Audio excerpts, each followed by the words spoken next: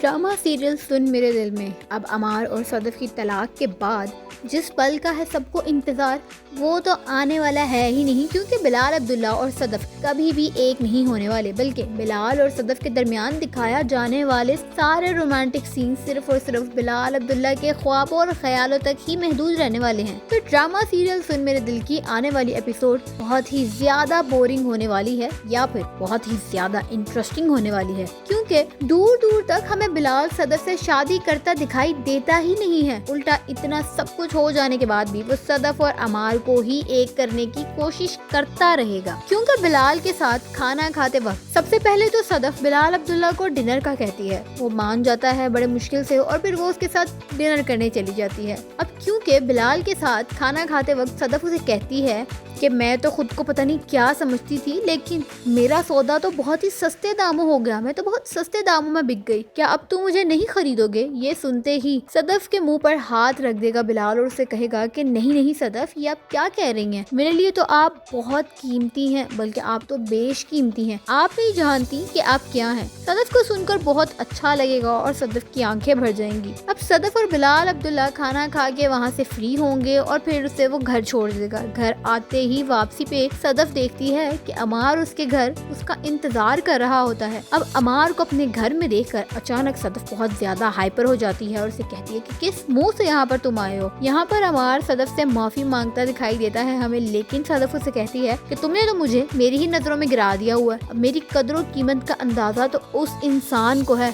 वो चाहता तो मुझे छीन सकता था तुमसे, उसने मेरी खुशी की खातिर मेरी और तुम्हारी शादी करवा दी, तुमने तो मुझे मेरी ही नजरों में गिरा दिया। अगर तुम चाहते हो कि मैं तुम्हें माफ कर दूं तो मुझे बिलाल अब्दुल्ला जैसा बन के दिखाओ, वरना मैं 2 दिन तक दुबई चली जाऊंगी। अब ये बात सुनकर अमार के पैरों के नीचे से जमीन निकल जाती है। एक तरफ तो ये तो दूसरी तरफ दानिया का शौहर वापस आ जाता है। पहले तो अमार को लगता है कि जरूर ये कोई गलत फहमी है, जरूर इस लड़के की ही कोई ना कोई गलती होगी, वरना दानिया तो बहुत अच्छी है मेरे साथ। लेकिन अब अमार को समझ आएगी कि दानिया तो प्री प्लान वापस आई थी कि उसने सदफ और अमार का घर तोड़ना है और वो उसमें कामयाब भी हो गई है। अब बन गया है अमार धोबी का कुत्ता, ना घर का ना घाट का। तो आने वाली एपिसोड के अंदर आप लोगों को फिर से यही सब कुछ देखने को मिलेगा। बस वीडियो को लाइक और शेयर जरूर करिएगा और चैनल को सब्सक्राइब करना ना भूलिएगा।